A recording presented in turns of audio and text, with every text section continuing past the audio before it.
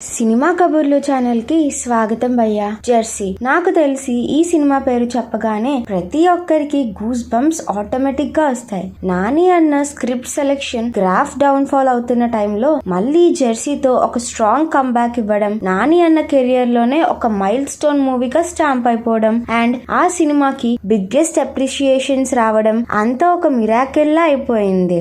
Already movie వచ్చి 5 years అయిపోయింది. అసలు జెర్సీ సినిమాకి మనం ఎందుకు అంత స్ట్రాంగ్ గా కనెక్ట్ అయ్యామని క్వశ్చన్ చేసుకుంటే ఆ క్వశ్చన్ కి ఆన్సరే దొరకదు కదా.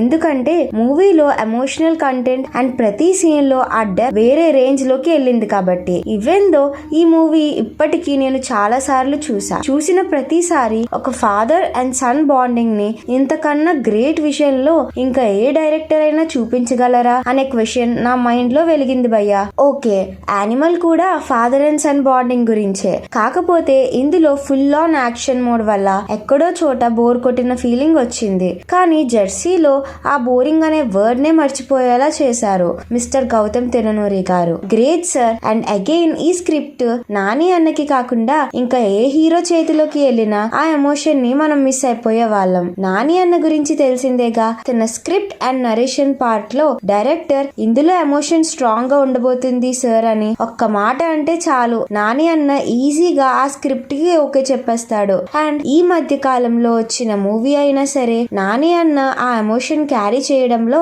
100కి 200% సక్సెస్ అయ్యాడు. ఇంకా జెర్సీ విషయానికి వస్తే ఎమోషన్ అసలు ఎక్కడ స్టార్ట్ అయింది అండ్ ఎక్కడ ఎండ్ అయిందో ఒకసారి చూద్దాం. ఓపెన్ చేస్తే నాని ఒక క్రికెటర్ అండ్ కొన్ని కారణాల వల్ల క్రికెట్ మానేస్తాడు. మూవీ చూస్తున్నప్పుడు ఆ క్రికెట్ మానేయడానికి ఒక స్ట్రాంగ్ రీజన్ అంటూ ఏం లేదే అని ఫీల్ వచ్చింది. అండ్ దెన్ కట్ చేస్తే క్లైమాక్స్ లో ఆ ట్విస్ట్ పెట్టుకోవడం చాలా కన్వీనియన్సింగ్ గా ఉంది. అలాగే ఆ ట్విస్ట్ కి హార్ట్ కూడా ఆల్మోస్ట్ మెల్ట్ అయిపోయింది. తన కొడుకుకి జెర్సీ కొనడానికి కూడా డబ్బులు ఉండవు, కానీ ఎలా అయినా తన కొడుకుకి జెర్సీ కొని ఇవ్వాలి అనే తపన నాని అన్న యాక్టింగ్ లో చాలా క్లియర్ గా కనిపిస్తుంది. ఆ ఫస్ట్ హాఫ్ లో వచ్చే ప్రతి సీన్ కి ఒక ఎమోషనే కాకుండా కొంచెం సింప్లిసిటీ కూడా యాడ్ చేసి సీన్ కి ఇంకా ఎక్కువ ఇంపాక్ట్ తెప్పించారు డైరెక్టర్ గారు. తనకి ఉన్న డిసీజ్ వల్ల క్రికెట్ ఆపేసి ఫ్యామిలీ కోసం ఒక అన్సక్సెస్ఫుల్ పర్సన్ గా జీవితం గడిపేస్తాడు.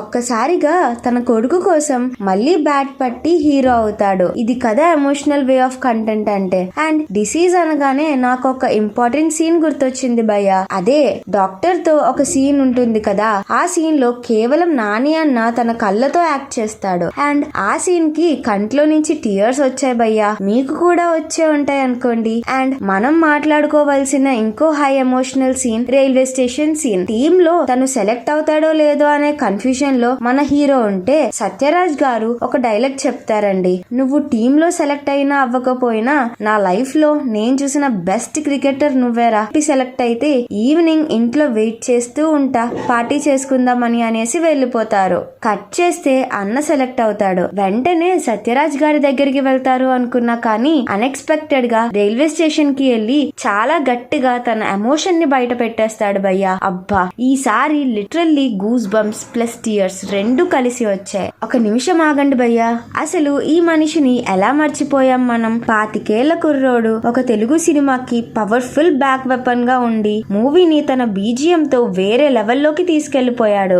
ఎస్, మన అనిరుద్ ఏమన్నా సోల్ఫుల్ ఆల్బమ్ ఇచ్చాడు భయ్యా. పాటలే కాదు, ప్రతి బీజిఎం లో అనిరుద్ మ్యూజిక్ కి ఉన్న వాల్యూ తెలిసింది. ఇప్పుడు మళ్ళీ దేవరాతో తెలుగులో రిటర్న్ అవ్వబోతున్నాడు. ఈసారి ఎలాంటి కంబ్యాక్ ఇస్తాడో చూద్దాం. సరే, మరి మూవీలో ఎమోషనల్ ఎపిసోడ్స్ గురించి మాట్లాడుకున్నాం కాబట్టి ఇదిగోండి ఈ సీన్ చూడండి. నాని బర్త్డే రోజు జెర్సీ కావాలి అని గోల పెడితే అర్జున్ నాని చెంప మీద కొడతాడు. వాళ్ళ అమ్మ దెబ్బ ఎలా తగిలింది అని అడిగితే క్రికెట్ ఆడుతున్నప్పుడు బాల్ తగిలింది అని చెప్తాడు. బయటకు వచ్చి అర్జున్ నానిని ఎందుకు అబద్ధం చెప్పావని అడిగితే అప్పుడు నాని నువ్వు కొట్టావని చెప్తే ఎవరు నమ్మరు నానా అని ఒక మాట చెప్తాడు. అంతే, నాని అన్న కళ్ళల్లో కన్నీళ్లు వచ్చినట్టే నా కళ్ళల్లో కూడా ఆల్మోస్ట్ టీయర్స్ క్యారీ అయిపోయాయి. దీని తర్వాత వీళ్ళ ఇద్దరి మధ్య ఇంకో స్ట్రాంగ్ సీన్ ఉంది. కబోర్డ్ లో పెయింటింగ్ స్కెచెస్ తీయడానికి నాని అర్జున్ ని పిలుస్తాడు. ఒక్కసారిగా కబోర్డ్ ఓపెన్ చేయగానే అప్పుడు దాకా కబోర్డ్ డోర్ కి సచిన్ పోస్టర్ ఉండేది. చూస్తే తన ఫాదర్ పోస్టర్ అతికించుకుంటాడు